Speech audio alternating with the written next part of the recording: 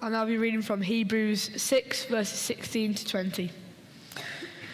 People swear by someone greater than themselves, and the oath confirms what is said, and puts an end to all arguments, because God wanted to make the unchanging nature of his purpose very clear.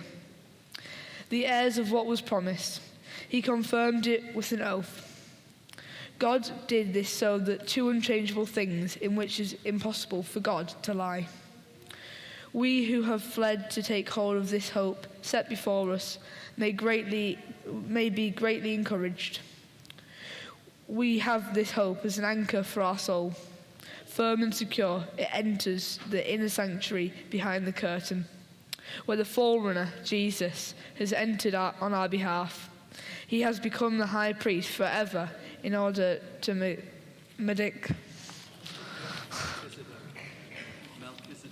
Melchizedek. You learn something new every day.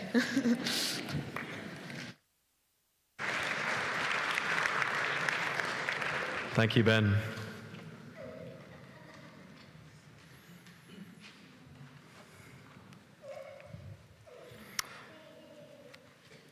Will your anchor hold? Will your anchor hold? The hymn we sang at the beginning of the service, Will Your Anchor Hold, was written by a lady called Priscilla Owens for her pupils. She was a teacher.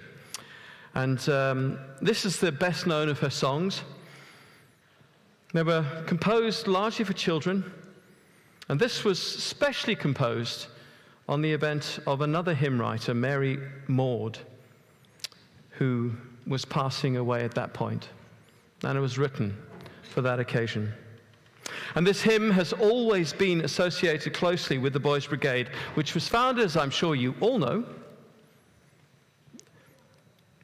by Sir William Alexander Smith.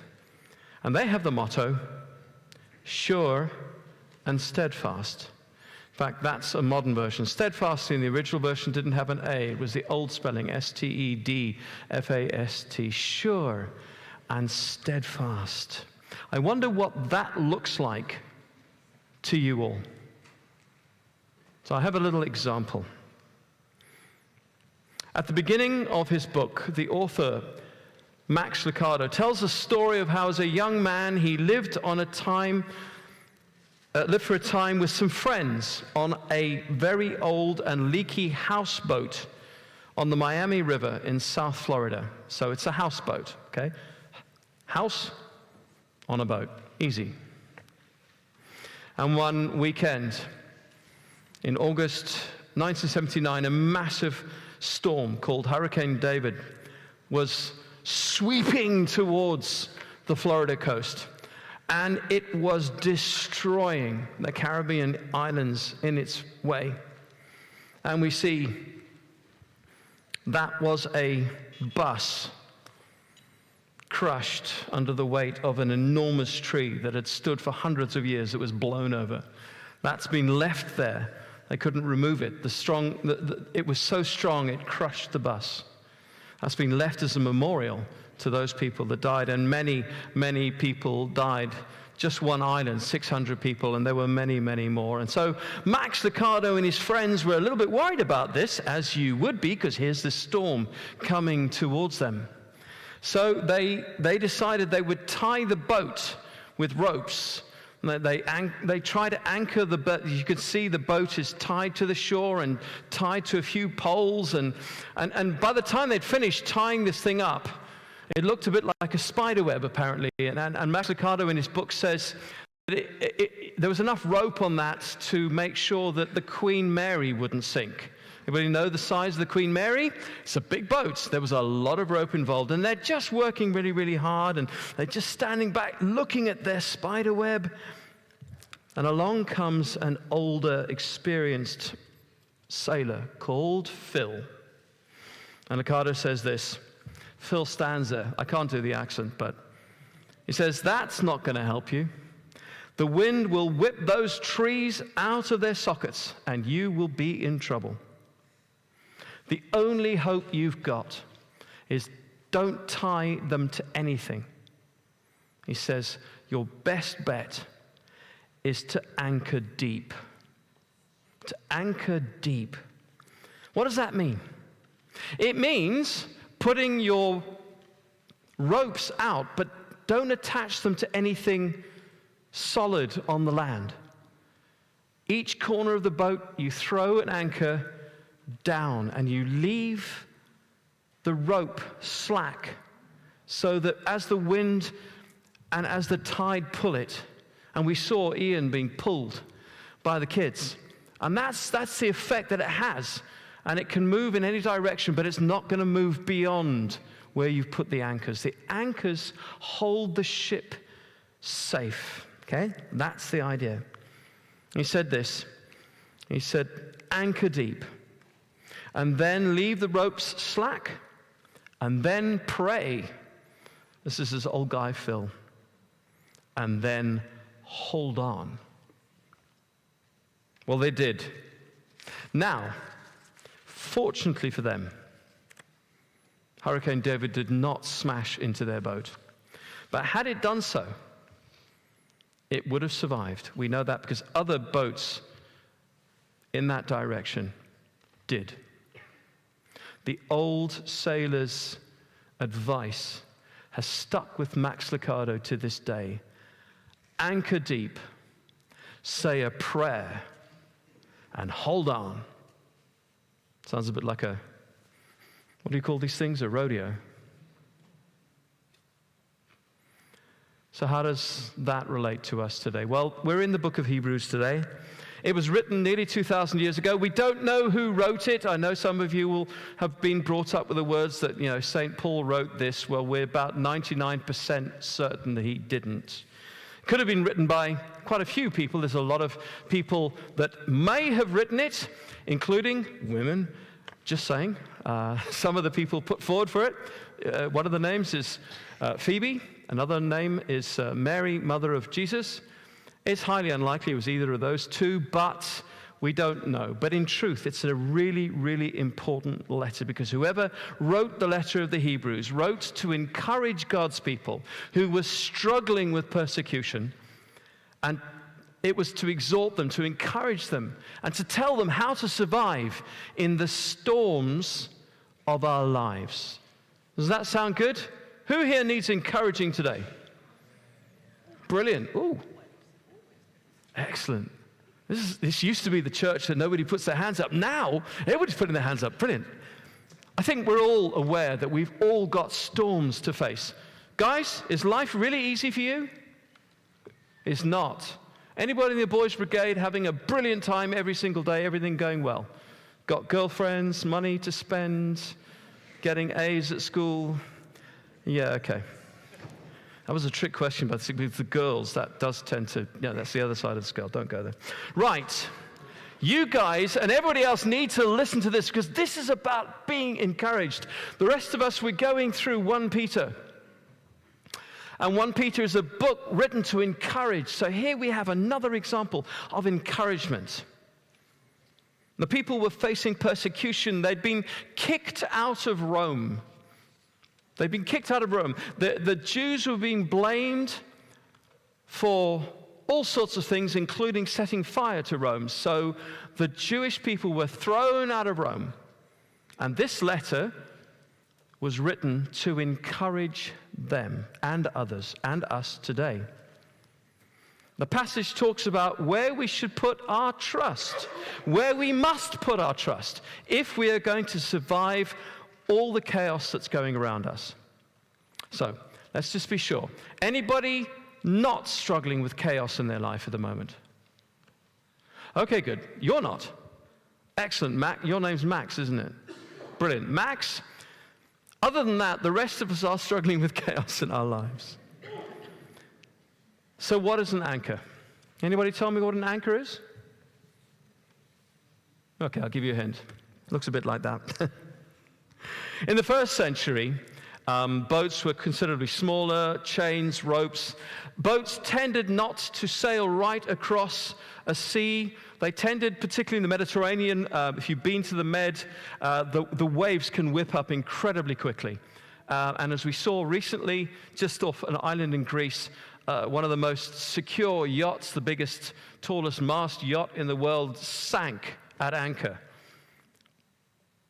But anchors in those days were normally something that you took, and you took it up onto the land, and then you secured it on the land, and then you let the boat sort of drift offshore so that the wind would push it and the tide would pull it, and it could move around, but it was anchored to the earth. The earth wasn't going anywhere.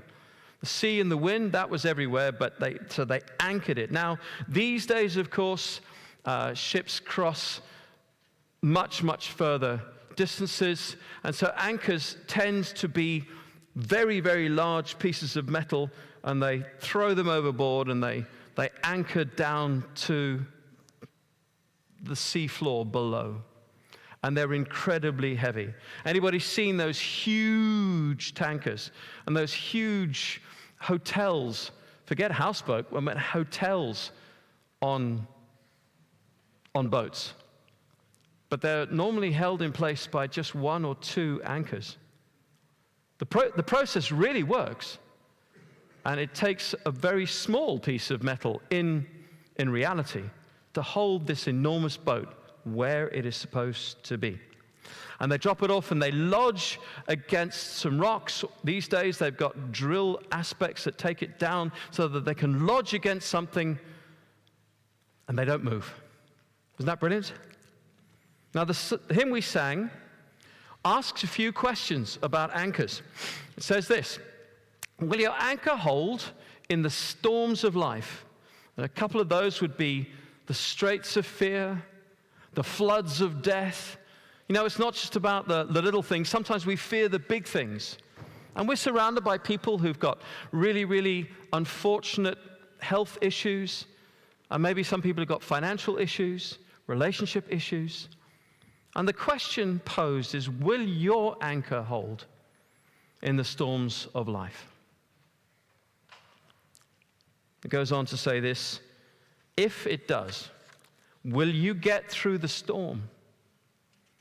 Will you get through the storm? Will your anchor hold so well that you get through the storm? And the end of the song says this: and see the city of gold in the morning light. The city of gold. Anybody got any idea what they may be talking about? The city of gold. What would the city of gold be? Anyone? Paradise. What were you going to say? Heaven, paradise? Absolutely. Will it sustain you? Will it keep you safe right the way through your life to the end and what comes? The city of gold is heaven. So what then is our anchor? What is the anchor? Anybody got any idea? Yes, Eddie. God. Eddie? Normally you're correct, but not today. Let me show you. The hymn tells us this: we have an anchor that keeps the soul steadfast and sure while the billows roll, fastened to the rock which cannot move, grounded firm and deep in the Savior's love. So you're almost right, Eddie. We'll give you 50%, okay? In Hebrews, we're told this: God has given both his promise and his oath, so that those who receive the promise could be perfectly sure he would never change his mind. God doesn't change his mind. It's impossible for God to lie. Therefore, we who have fled to him for refuge can have great confidence as we hold on to the hope that lies before us. The hope is a strong and trustworthy anchor for our souls. So the answer to the question, what is our anchor? The anchor is actually hope. Hope. And if you know your Bible, and you've heard me preach before, hope is not, I hope I'll get lots of chocolate for Christmas. I mean, I hope I do, but that's not hope. That's maybe based on a whole bunch of things, basically how I behave and how much my wife can afford. Those are variables. This is not biblical hope, brothers and sisters. Biblical hope is the sure and steadfast hope. Same word, steadfast. The sure and steadfast hope. This is the promise of God, and God does not make promises that he won't keep. So this word hope doesn't mean what we think it means in English. If you look at the Greek, and you look at the Hebrew, and even the Latin, it has a far more permanent meaning. The hope is the anchor. The anchor is attached to Jesus.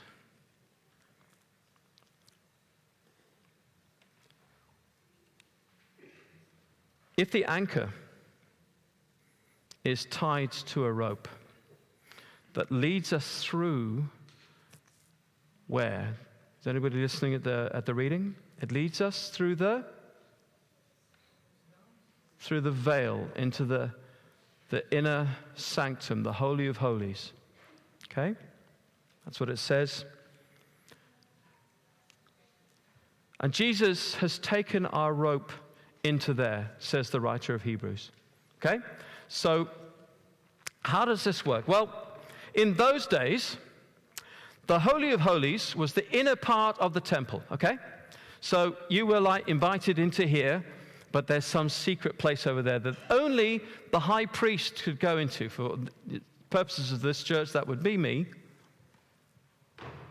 And only once a year could he go into that space. Now, there is some idea, and some Jewish writers have described how in those days meeting with God was such a terrifying prospect that the high priest was tied to a rope.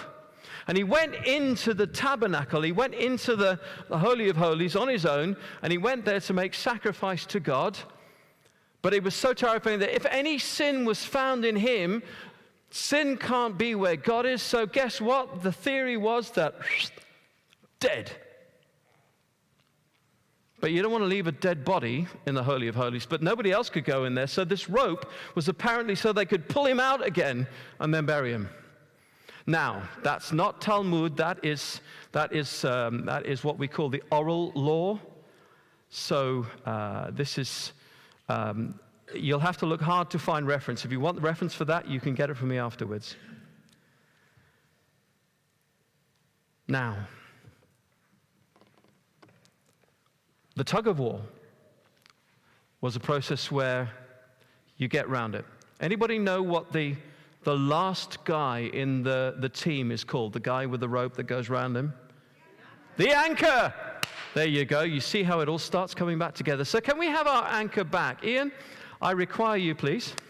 Thank you very much. Where's the rope? Can you do the honors for that?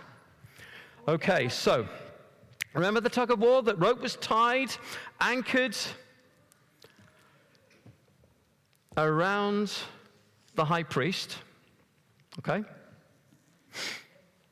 And this is the way it works. So, now, Ian is a good, strong Christian man, anchored, yes? Okay. Now, like any bloke, there's going to be problems. So you can see how he can withstand so much. Okay, but there are lots of problems in the world. Okay, so it's not just the up and coming people like wanting to take his job. We've got some financial problems. Okay, yep, lots of financial problems, and we've got relationship problems. Yes, not the fact that this is his daughter's got nothing to do with it. Okay, and we've got work problems. Okay? And we've got, what else? What other problems do we have? Health problems. There we go. Come in here. What other problems have we got? What problems have we got? What problems do you, where? What? Death. Right. Come and be death. Excellent. I should have brought my lightsaber for this one. Right? Death. And eventually, there are so many problems in the world that they just pull you back, and there's nothing you can do. And you see, this is the thing, that the high priest was anchored the wrong way. The high priest went in to see God, but he was anchored back in the world. Right, let go of the rope, ladies and gentlemen, not you. Thank you. Let me show you the way it should be anchored. You see, if you were doing it properly, if you were following the Bible, if you were doing what Hebrews says, see if I can do this. Okay. Nope. It went so well earlier, and of course it will never do it on demand. Oh, dear. Right, we'll try one more time. You get what I'm trying to do here? Okay. Okay. Right. When Jesus went through the veil, he went to the Father. The veil was torn in two. Now everybody can go into the Holy of Holies. And when you're anchored the right way round. You come towards God, and Jesus anchors you with God. Now, problems of the world unite.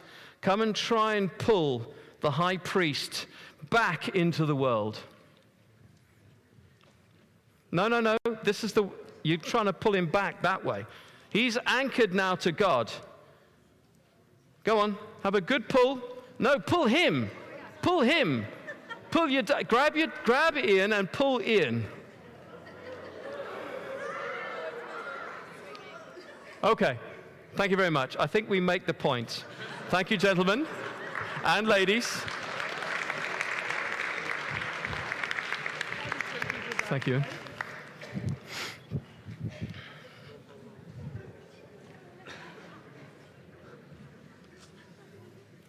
When Jesus died on the cross, he went into that Holy of Holies. And the writer of Hebrews said he took our anchor, and he put our anchor, the hope, and he attached it to the cross. What was achieved on the cross, the death and resurrection of Jesus Christ, that is the bit that doesn't move. Okay? Nautically speaking, the anchor can move. The bit that doesn't move is the rock. And who is the rock of ages? It is? Jesus is the rock of ages. Brothers and sisters, the hope we have in Jesus is the anchor that keeps us from drifting away. And no matter how many problems there are trying to pull us back into the world, when you are anchored to the world like that high priest was, it's the wrong way. You need to be anchored to the bit that's in the middle. Jesus, God the Father, God the Son, God the Holy Spirit. That's the bit that doesn't move. And it's that sure and steadfast hope that we have that anchors us there, and that is why we cannot be blown off course. Now, most of the people I know outside there, and maybe some in here, are just drifting through life without a purpose. They don't know where they're going. They take each day one at a time. They wonder what tomorrow will hold. They know the storm is coming. And what are they doing? They're anchoring themselves to their mortgages and their bank balances and their wives and their children and their jobs and whatever else. Friends, family eventually die or leave us. There are no truly safe relationships except the one we have with God. Why? Because as Hebrews tells us, God himself has guaranteed this relationship and guaranteed that it will be forever. It will not move. Hope is something for sure. It's certain. It doesn't depend on us, says the writer of the Hebrews. It depends on God. He himself has made the promise. The anchor is Jesus Christ. Are you anchored in God today? What are you hoping for? What do you hope will keep you out of the storms of life? And when the storms of life get here, what is your hope based on? If it's based on and grounded in God, then we cannot go wrong. So I want to encourage you today to take hold of the anchor of hope. The anchor of hope attached to the rope of salvation. And you can hold on with confidence. I made it a little bit easier for you to remember. Instead of hanging onto a rope, you're hanging on to hope. If you remember nothing else from the service today, you were hanging on to hope. If you're sitting here today and you are wondering, how am I going to survive? Maybe how am I going to survive today? Certainly tomorrow. Come and ask one of the prayer team after the service. I'll be over there somewhere. Come and ask. Tell us your story. We want to pray with you. We want to know your story. We want to encourage you. We want to help you take hold of that hope, that sure and certain hope in Jesus Christ. So are you struggling and lost? Come and be anchored today. We all face hurricanes. But no matter what, that old sailor's words still apply today. Anchor deep in Jesus. Say a prayer and hold on. Amen.